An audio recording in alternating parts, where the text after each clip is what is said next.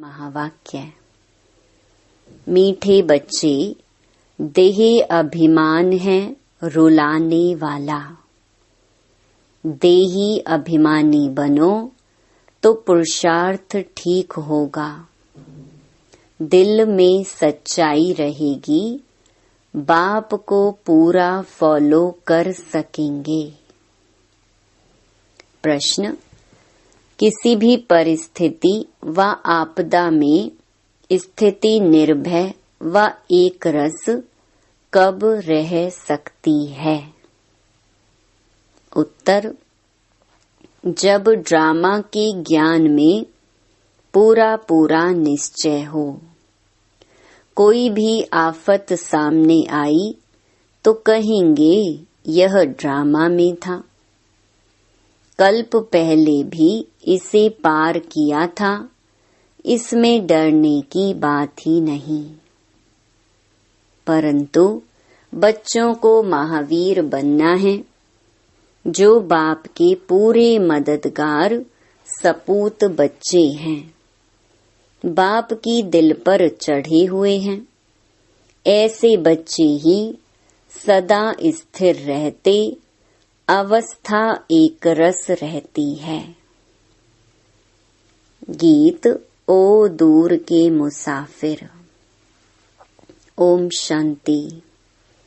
जब विनाश का समय होता है तो कुछ बच तो जाते ही हैं। राम की सेना या रावण की सेना, दोनों से बचते जरूर हैं। तो रावण की सेना चिल्लाती है, एक तो हम साथ नहीं गए, और फिर पिछाड़ी में बहुत तकलीफ होती है, क्योंकि त्राही त्राही बहुत होती है। तुम बच्चों में भी अनन्य जो हैं, वही लायक होंगे विनाश देखने के, वही हिम्मत वाले होंगे। जैसे अंगद के लिए बतलाते हैं कि वह स्थिर रहा ना। विनाश सिवाय तुम बच्चों के और कोई देख न सके। त्राही त्राही ऐसी होती है जैसे ऑपरेशन होने के समय कोई खड़े नहीं हो सकते हैं। यह तुम सामने देखते रहेंगे। हाहाकार होता रहेगा। जो अच्छे अनन्य बच्चे बाबा के मददगार सपूत बच्चे हैं, वह दिल पर चढ़े हुए हैं। हनुमान कोई एक नहीं था, सब हनुमान महावीरों की ही माला है। रुद्राक्ष माला होती है ना, रुद्र भगवान की भी जो माला है उसका नाम ही है रुद्र माला। रुद्राक्ष एक बहुत कीमती बीज होता है। रुद्राक्ष में भी कोई रियल कोई आर्टिफिशियल होते हैं। वही माला 100 रुपए की भी मिलेगी, वही माला 2 रुपए की भी मिलेगी। हर एक चीज ऐसे है। बाप हीरे जैसा बनाते हैं, उसकी भेंट में सब आर्टिफिशियल ठहरे। सच परमात्मा के आगे सब झूठे वर्थ नॉट अ पेनी है। एक कहावत है ना, सूर्य के आगे अंधेरा कभी छिप नहीं सकता। अब यह है ज्ञान सूर्य, उनके आगे अज्ञान कभी छिप नहीं सकता। तुमको सच्चे बाप द्वारा सच मिल रहा है। तुम जानते हो, सच्चे ईश्वर बाप के लिए मनुष्य जो बोलते हैं वह झूठ बोलते हैं। अभी तुम समझते हो गीता का भगवान शिव है, न कि दैवी गुणों वाला देवता श्री कृष्ण। अभी है संगम युग, फिर सतयुग जरूर होगा। श्री कृष्ण की आत्मा अभी ज्ञान ले रही है, मनुष्य फिर समझते हैं ज्ञान दे रही है। कितना फर्क हो गया है। वह बाप, वह बच्चा। बाप को एकदम गुम कर दिया है और बच्चे का नाम डाल दिया है। आगे चलकर आखिर सच निकल पड़ेगा। पहली मुख्य बात है ही इस पर। सर्वव्यापी क्यों समझा है? क्योंकि गीता में श्री कृष्ण का नाम डाल दिया है। इन बातों को तुम जानते हो। श्री कृष्ण अथवा देवी देवताओं की जो आत्माएं हैं, उन्होंने 84 जन्म पूरे लिए हैं। गाया भी जाता है, आत्मा परमात्मा अलग रहे बहुकाल। हम ही सबसे पहले बिछुड़े हैं। बाकी सब आत्माएं तो बाबा के साथ वहां रहती हैं। इसका अर्थ कोई नहीं समझते। तुम्हारे में भी कोई बिरले हैं जो यथार्थ रीति समझा सकते हैं। देह अभिमान ही बहुत रुलाता है। देही अभिमानी ही ठीक पुरुषार्थ करेंगे तो धारणा भी अच्छी रीति हो सकती है। इसलिए कहा जाता है फॉलो फादर। एक्ट में भी फादर आते हैं। फादर तो दोनों हो जाते हैं। यह कौन सा फादर कहते हैं सो तुमको थोड़े ही पता पड़ता है, क्योंकि बाप दादा दोनों इस शरीर में हैं। एक जो एक्ट में आते हैं उसे फॉलो किया जाता है। बाप समझाते हैं, बच्चे देही अभिमानी बनो। बहुत अच्छे बच्चे भी देही अभिमानी हैं, क्योंकि बाबा को याद नहीं करते। जो योगी नहीं वह धारणा नहीं कर सकते। यहाँ तो सच्चाई चाहिए, पूरा फॉलो करना चाहिए। जो सुनते हो वह धारण कर समझाते रहो। निर्भय रहना है, ड्रामा पर खड़े रहना है। कोई भी आफतें आदि आती हैं तो समझते हैं यह ड्रामा में है। तकलीफ पास तो की है ना। तुम सब महावीर हो ना। तुम्हारा नाम बाला है। 8 बहुत अच्छे महावीर हैं। 108 उनसे कम हैं। 16,000 उनसे कम। बनना तो जरूर है। यह बादशाही कल्प पहले भी स्थापन हुई है, सो होनी है। बहुत संशय में आकर छोड़ भी देते हैं। निश्चय हो तो ऐसे बाप को फारकती थोड़े ही दे सकते हैं। जोर करके ज्ञान अमृत पिलाया जाता है तो भी पीते नहीं। जैसे छोटा बच्चा होता है ना, बाप ज्ञान दूध पिलाते हैं तो भी पीते नहीं हैं। एकदम मुंह फेर लेते हैं तो बिल्कुल निकम्मे बन जाते हैं।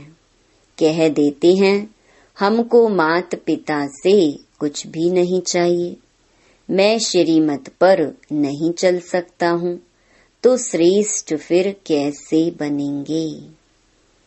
भगवान की है श्रीमत, तो यह भी एक स्लोगन लिख देना चाहिए कि निराकार ज्ञान सागर पतित पावन भगवान शिवाचार्य वाच। माता स्वर्ग का द्वार है। समझाने के लिए बुद्धि में पॉइंट्स आनी चाहिए। स्टूडेंट जरूर सब नंबरवार होंगे। ड्रामा में वही अपना अपना पार्ट बजा रहे हैं। दुख में हम उनको याद करते हैं। दूर देश में बाप रहते हैं, उनको हम आत्माएं याद करती हैं। दुख में सिमरन सब करें, सुख में एक भी नहीं करते हैं। अभी तो दुख की दुनिया है ना। यह समझाना बहुत सहज है। पहले पहले तो समझाना है कि बाप है स्वर्ग की स्थापना करने वाला, तो क्यों नहीं हमको स्वर्ग की बादशाही मिलनी चाहिए। यह भी जानते हैं सब तो वर्षा नहीं पाएंगे, सब स्वर्ग में आ जाएं तो फिर नरक हो ही नहीं। वृद्धि कैसे हो, यह तो गाया हुआ है। भारत अविनाशी खंड अर्थात अविनाशी बाप का बर्थ प्लेस है। भारत ही स्वर्ग था।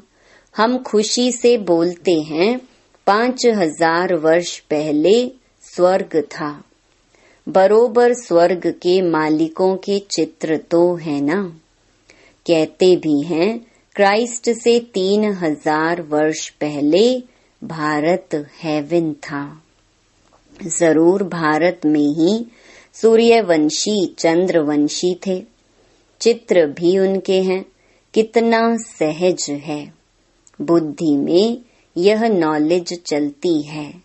बाबा की आत्मा में यह नॉलेज थी तो हम आत्माओं को भी धारणा कराई है। वह है ही नॉलेज फुल।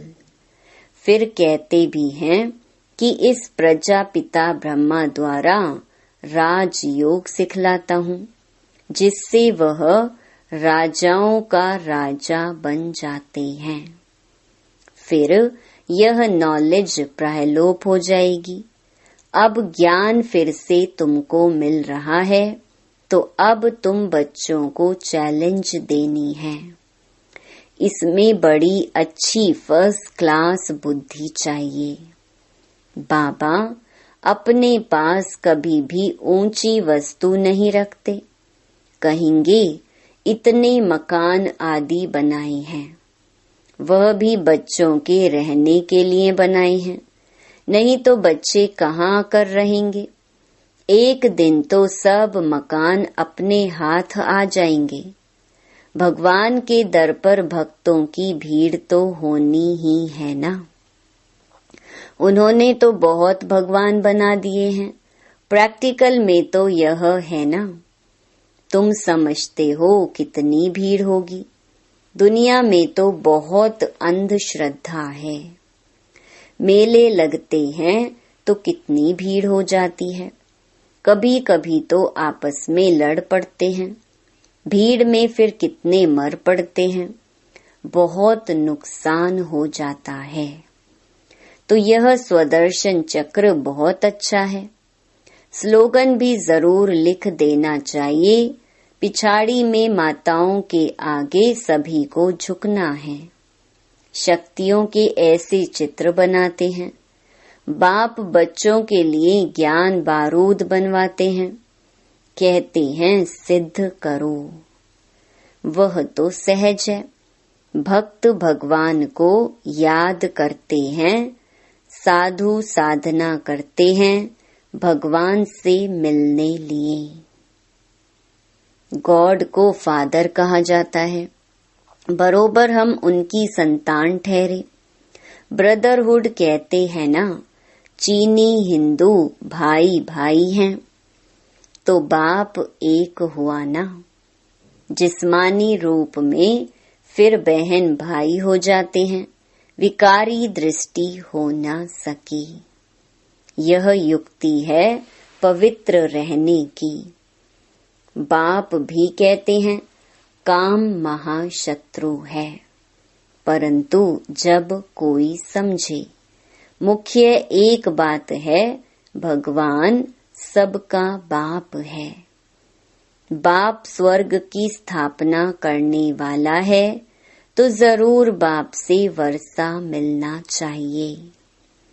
वर्षा था, अब गंवाया है। यह सुख दुख का खेल है। यह अच्छी रीति से समझाना चाहिए। अच्छा, मीठे मीठे सिकिलधे बच्चों प्रति मात पिता बाप दादा का याद प्यार और गुड मॉर्निंग। रूहानी बाप की रूहानी बच्चों को नमस्ते। धारणा के लिए मुख्य सार। पहला, सच्चाई को धारण कर बाप की हर एक्ट को फॉलो करना है। ज्ञान अमृत पीना और पिलाना है। निर्भय बनना है। दूसरा, हम भगवान के बच्चे आपस में भाई भाई हैं। इस स्मृति से अपनी दृष्टि वृत्ति को पवित्र बनाना है। वरदान, हरेक की विशेषता को देखते उन्हें सेवा में लगाने वाले दुआओं के पात्र भव। जैसे बाप दादा का हरेक बच्चे की विशेषता से प्यार है और हरेक में कोई न कोई विशेषता है, इसीलिए सबसे प्यार है। तो आप भी हरेक की विशेषता को देखो। जैसे हंस रतन चुगता है पत्थर नहीं, ऐसे आप होली हंस हो। आपका काम है हरेक की विशेषता को देखना और उनकी विशेषता को सेवा में लगाना। उन्हें विशेषता के उमंग में लाकर उन द्वारा उनकी विशेषता सेवा में लगाओ तो उनकी दुआएं आपको मिलेंगी और वह जो सेवा करेगा उसका शेयर भी आपको मिलेगा। स्लोगन, बाप दादा के साथ ऐसे कंबाइंड रहो जो आप द्वारा दूसरों को बाप की याद आ जाए। मातेश्वरी जी के मधुर महावाक्य। तमोगुणी माया का विस्तार। सतोगुणी, रजोगुणी, तमोगुणी, यह 3 शब्द कहते हैं। इसको यथार्थ समझना जरूरी है। मनुष्य समझते हैं यह तीनों गुण इकट्ठे चलते रहते हैं, परंतु विवेक क्या कहता है? क्या यह तीनों गुण इकट्ठे चले आते हैं? वह तीनों गुणों का पार्ट अलग अलग युग में होता है। विवेक तो ऐसे ही कहता है कि यह तीनों गुण इकट्ठे नहीं चलते। जब सतयुग है तो सतोगुण है, द्वापर है तो रजोगुण है और कलयुग है तो तमोगुण है। जब सतो है तो तमो रजो नहीं, जब रजो है तो फिर सतो गुण नहीं है। यह मनुष्य तो ऐसे ही समझकर बैठे हैं कि यह तीनों गुण इकट्ठे चलते आते हैं। यह बात कहना सरासर भूल है। वो समझते हैं जब मनुष्य सच बोलते हैं, पाप कर्म नहीं करते हैं, तो वो सतोगुणी होते हैं। परंतु विवेक कहता है जब हम कहते हैं सतोगुण, तो इस सतोगुण का मतलब है संपूर्ण सुख, गोया सारी सृष्टि सतोगुणी है। बाकी ऐसे नहीं कहेंगे कि जो सच बोलता है वो सतोगुणी है और जो झूठ बोलता है वो कलयुगी तमोगुणी है। ऐसे ही दुनिया चलती आती है। अब जब हम सतयुग कहते हैं तो इसका मतलब है सारी सृष्टि पर सतोगुण, सतो प्रधान चाहिए। हाँ, कोई समय ऐसा सतयुग था जहाँ सारा संसार सतोगुणी था। अब वो सतयुग नहीं है। अभी तो है कलयुगी दुनिया, गोया सारी सृष्टि पर तमो प्रधानता का राज्य है। इस तमोगुणी समय पर फिर सतोगुण कहाँ से आया? अब है घोर अंधियारा, जिसको ब्रह्मा की रात कहते हैं। ब्रह्मा का दिन है सतयुग और ब्रह्मा की रात है कलयुग। तो हम दोनों को मिला नहीं सकते। अच्छा, ओम शांति।